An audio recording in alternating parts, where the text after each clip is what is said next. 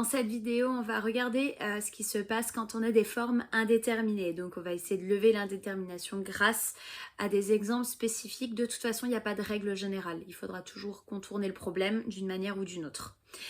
Déterminons la limite quand x tend vers plus l'infini de moins 3x au cube plus 2x carré moins 6x plus 1. Donc je vais faire exactement pareil que ce qu'on a fait précédemment et visualiser déjà où est le problème avant d'essayer de trouver la solution. Je commence par regarder la limite quand x tend vers plus l'infini de moins 3x cube. Donc x cube, c'est la fonction qui est comme ça. En plus l'infini, ça tend vers plus l'infini. Si je multiplie par moins 3, ça fait donc moins l'infini. La limite quand x tend vers plus l'infini toujours de 2x carré. X carré, c'est comme ça tend vers plus l'infini, fois 2, ça fait toujours plus l'infini. Et j'ai même pas besoin d'aller plus loin puisque je sais que je vais devoir additionner ces paquets-là et la suite. Et déjà là, j'ai un souci. Par somme, moins l'infini plus l'infini, c'est une forme indéterminée. Donc j'ai un souci, il va falloir que je règle mon problème en contournant le problème justement. Alors la petite astuce, ça va être de factoriser par le x qui a la plus grande puissance. Autrement dit, x puissance 3. Donc c'est parti, je vais commencer par factoriser. Je vais factoriser par x cube, donc facteur de moins 3. Je divise en fait tous les termes par x cube puisque je l'ai mis devant. Et je simplifierai après pour plus de facilité. Voilà. Et donc ça me donne x cube facteur de moins 3 plus 2 sur x moins 6 sur x carré et plus 1 sur x cube. Là, il n'y a rien à simplifier. Voilà pour ma factorisation. Je vais maintenant recommencer le calcul de ma limite. Donc, je vais faire ça là en haut. Et encore une fois, je sépare. Je commence par la limite de x cube. En plus l'infini, c'est plus l'infini, comme on l'a dit juste avant. La limite de 2 sur x, quand x tend vers plus l'infini, ben si j'ai 2 que je partage en une quantité infiniment grande, ça fait 0. La limite de moins 6 sur x carré, toujours quand x tend vers plus l'infini, ben j'ai moins 6 que je partage en quelque chose d'infiniment grand, ça va tendre encore une fois vers 0. Et la limite de 1 sur x cube quand x tend vers plus l'infini, j'ai 1 que je partage en quelque chose d'infiniment grand, ça me donne encore une fois 0.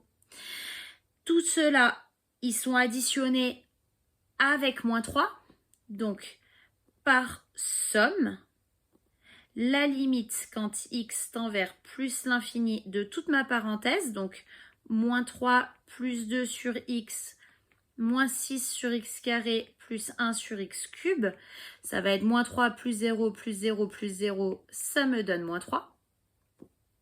Et donc maintenant, je vais pouvoir multiplier cette limite-là avec celle-ci. Donc je termine par produit.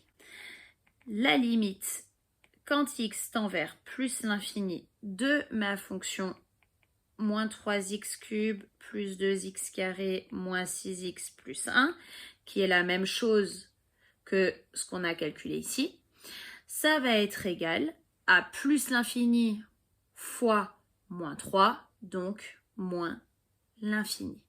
Et j'ai réussi à trouver la limite et à lever l'indétermination.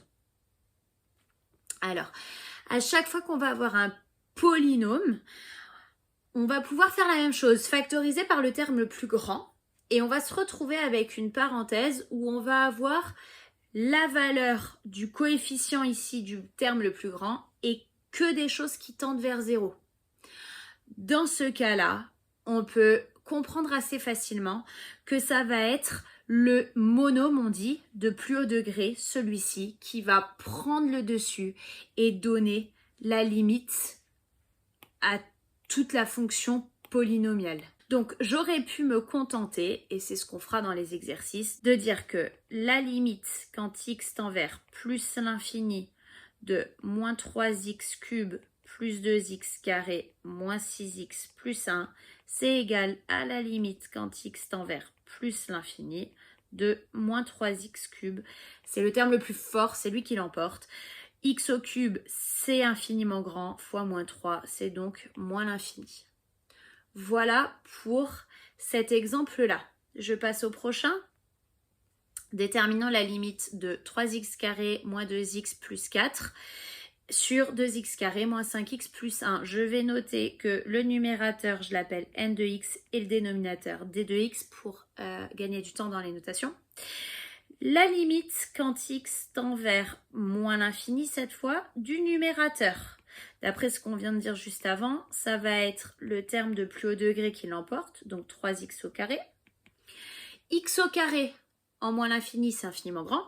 Fois 3, ça reste infiniment grand. Et la limite quand x tend vers moins l'infini du dénominateur, ça va être égal encore une fois à la limite du terme de plus haut degré, donc de 2x carré. Et donc plus l'infini encore une fois.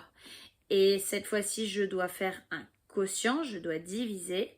Donc par quotient, j'ai une forme à déterminer puisque j'ai l'infini divisé par l'infini. Aucune idée de combien ça fait. À nouveau, astuce pour contourner. À nouveau, je vais factoriser par le terme de plus haut degré. Donc c'est parti pour le calcul. Donc je factorise par x carré au numérateur. 3 moins 2x sur x carré plus 4 sur x carré. Sur x carré, facteur de 2 moins 5x sur x carré plus 1 sur x carré. Je commence par simplifier ici par x carré puisqu'il est au numérateur et au dénominateur, donc parfait. Il me reste donc 3 moins 2 sur x plus 4 sur x carré sur 2 moins 5 sur x plus 1 sur x carré. Encore une fois, je vais calculer les limites de chacun des termes avant de conclure. Alors, soit on rédige entièrement comme tout à l'heure, on écrit la limite de chaque monôme, donc chaque petit terme, soit on vient la noter directement ici sur l'expression. Ce que je vais faire ici, c'est une autre façon de rédiger qui est moins lourde.